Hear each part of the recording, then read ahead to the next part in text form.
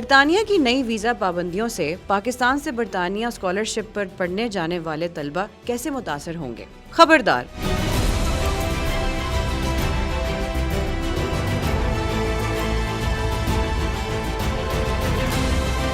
برطانیہ میں پڑھنے جانے والے بین الاقوامی طلبہ کو اب شریک حیات اور رشتہ داروں کے لیے ویزا حاصل کرنے کی اجازت نہیں ہوگی جب تک کہ وہ پوسٹ گریجویٹ ریسرچ پروگرام یا حکومت کی سرپرستی میں چلنے والے کورسز نہ کر رہے ہوں۔ برطانوی وزیر داخلہ جیمز کلیورلی نے کہا ہے کہ نئی ویزا پابندیاں نافذ ہو رہی ہیں اور حکومت غیر ملکی طلبہ کی جانب سے اہل خانہ کو برطانیہ لانے کا غیر معقول رواج ختم کر رہی ہے۔ کلیورلی نے دعویٰ کیا ہے کہ اس پابندی سے پوسٹ گریجویٹ کورسز اور بعض وظائف کو چھوڑ کر تمام غیر ملکی طلبہ متاثر ہوں گے اور تارکین وطن کی تعداد میں ہزاروں میں کمی آئے گی۔ ان پابندیوں میں غیر ملکی شریک حیات کو برطانیہ لانے والے برطانوی شہریوں کی تنخواہ کی حد بڑھا کر 38,700 پاؤنڈ کرنا بھی شامل ہے۔ تاہم حکام کے مطابق اسٹوڈنٹ ویزا کے قواعد میں تبدیلیاں اب بھی کالجوں اور یونیورسٹیوں کو ذہین ترین اور بہترین افراد کو اپنی جانب متوجہ کرنے کا موقع فراہم کریں گی۔ ماہرین نے خبردار کیا ہے کہ اہل خانہ کی برطانیہ میں مقیم